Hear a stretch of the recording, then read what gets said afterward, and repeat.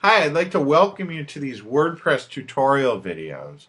Now, in these videos, what I'm going to do is I'm going to show you how that you can get your very own WordPress site up and running in way less than an hour. Now, if you aren't too familiar with WordPress, WordPress is web-based software that you can use to create beautiful websites and blogs. WordPress is used by over 60 million different websites right now, and it's a proven and reliable technology that's always evolving and always changing for the better. Now, if you aren't real familiar with WordPress, it's very simple to use. There's lots of tutorial videos and written material out there to help you get going. But I think that these videos that I've created for you are really going to help you get off to a fast start.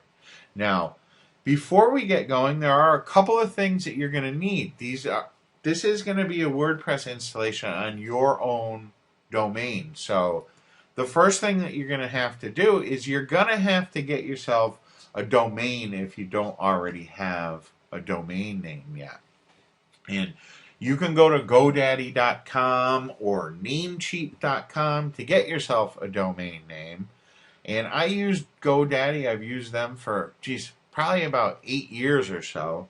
I've never had a problem with them, and I like them very much. They have good prices.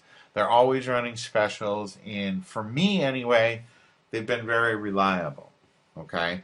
Now, the other thing that you're going to need is you're going to need a web hosting account.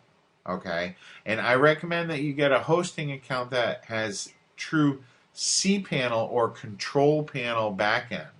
And that's very important. You're going to want to make sure that the hosting that you get has a control panel. And I use HostGator. This is another service that I've used for many different years. There are plenty of different hosting solutions that you can use, but you do want to make sure that you use one of the larger brands that's out there. Like I said, I like HostGator.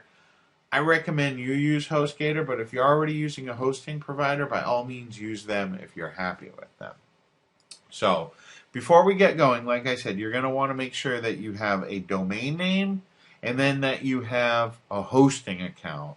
And once you have all that, you're going to want to go to your cPanel, okay, your control panel, which is going to be your website, okay, /cPanel. And you can see that's where I am right here. So before we continue too far with these videos, I'd like to make sure that you go ahead, get yourself a domain name and get yourself hosting, and then come back to this page where I am right now, which is basically going to be your domain name /cPanel.